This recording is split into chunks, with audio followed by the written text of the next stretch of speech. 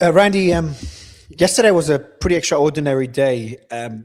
What is your reaction to what Iran decided to do yesterday in terms of striking the UAE in response to Operation Freedom? I think this is a clear situation where the Iranians are going to strike out at the voices or the people they believe could perhaps influence the president, and they know that Saudi Arabia and UAE have the ability to influence the president. So I believe that's what that is about, rather than trying to attack U.S. bases directly. So that's my opinion. Why do you why do you think they didn't attack? I know we talk more military and U.S. foreign policy, but I'm curious. I'm asking you different questions today. But why do you think they didn't attack Saudi? I think Saudi is still the big. Uh, they're much more powerful. They're much more substantial, and they truly carry a lot more weight than the UAE does, in my opinion, with the Iranians. So I think that they are not trying to attack them directly at this time. That's my opinion. They have a far much larger military than UAE does. What do you think of Trump's response or lack thereof in terms of, when he put a Truth Social post? He said they attacked a South Korean vessel. Didn't even mention the UAE in his Truth Social post and kind of dismissed it as something very small, and South Korea should get involved. And then when IBC asked him about the attacks on the UAE, he's like, oh, they were very minimal attacks. Most of it intercepted. One landed. It was minimal damage. It seems pretty clear to me. I'd love to get your thoughts. It seems pretty clear to me he does not want escalation. But what does that signal for the rest of the world about how US is seen as a reliable ally? So there's always the difficulty, which it's hard to determine with this president. Does he not comment about something because he's trying to not highlight it or not escalate it? Or does he not mention it because he doesn't really know about it? And why do I say it? Because there's so many things that he is asked about in live press conferences with or talking to various reporters, and he appears he doesn't have any idea what they're talking about. So I don't know that we can truly provide commentary that he intentionally left it out or diminished it or dismissed the attack on the UAE. I think that attack on their oil refinery, their capability was substantial. It was not minor. And but again, I don't want to read anything into or not into the president's comments. What happened if? What do you think? What are the optics if the US does not respond? And the US doesn't seem like they're going to respond unless they're bluffing again. But Hexeth said the ceasefire is not over. Trump said the same thing. Trump dismissed it as nothing. Hexeth did the same. And they attacked the UAE again, an American ally. There doesn't seem to be enough deterrence. So it seems whatever the US does, the US takes action. Iran attacks an American ally. The US does nothing about it and keeps taking the same action. Potentially, we haven't seen that happen yet. Yes. Is that the right policy? It's a very strange policy or reaction. It's just very unusual.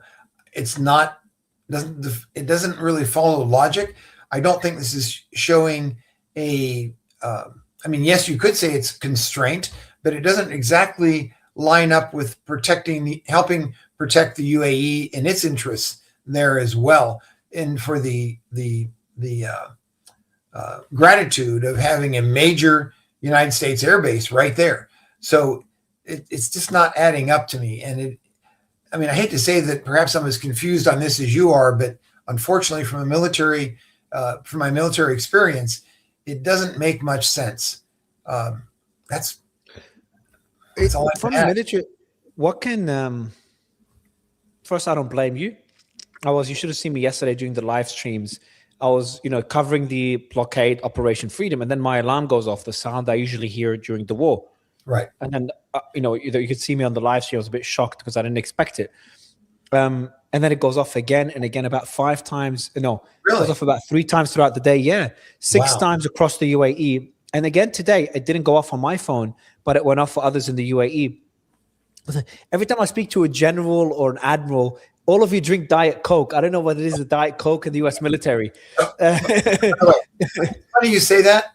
This is way before Trump, but I will tell you that generals and admirals if we're not drinking water, we're drinking Diet Coke for the caffeine, and I don't know why. Yeah. So my observation was accurate. But yeah, the alarms were going off. And this is for a country that has doubled down with so apparently the Iron Dome was also involved in intercepting the Iranian missiles. Do you know how capable the Israeli air defense systems are relative to the American ones? Okay, they're just as effective or more effective. Perhaps that's a good way to put it. They're certainly less expensive, and that's very important. They are less sophisticated for some of the larger missiles, but remember the Israelis, they have in my opinion, a broader multi-layered defense. And so the Iron Dome is not just one system. It's a composite of several capabilities to be able to detect and then, of course, track and intercept various kinds of drones, missiles, and artillery as well. Now, it doesn't mean they can intercept the artillery. It just means that they can detect where it's being fired from very rapidly. And then there's the operation to escort ships, even though they're not using the word escort. I'm going to use the word escort. How far do you think the US can... so first, there was a report as well yesterday, we didn't talk about it, of the missiles that were fired at a US a warship that did not strike the warship. Then we got some reports out of Iran that was a multi-layered attack of missiles, artillery, and drones against the American warships. Now, it's difficult to know what to believe. And there were also the initial reports that it struck the warship.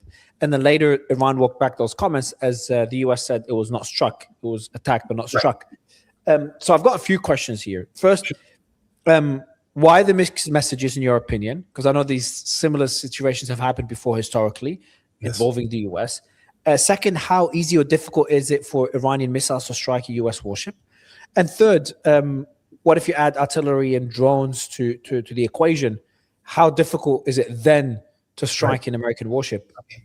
So when you think about an American warship going through the strait, the defenses of the ship are not the only defenses that are being used by the United States.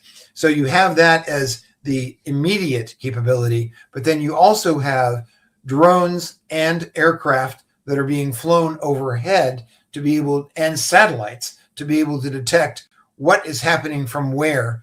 And then there are multiple layers to a defense for that ship that go way beyond the ship itself. So one of the questions that I'm going to ask myself on your behalf is this scalable? Meaning, is this escort of the two ships, is that scalable to hundreds? And I'm going to tell you, it's going to be very expensive for the United States to do that because it takes so much capability to be able to minimize, not put out zero, by the way, to minimize the possibility of something getting through to a escorted freighter or to a U.S. warship.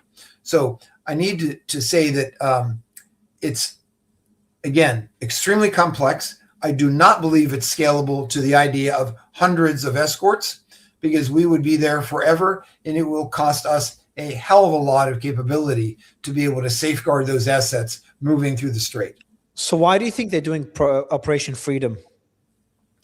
I think two reasons. One, the president was probably saying, as his critics have been saying, that he's stuck.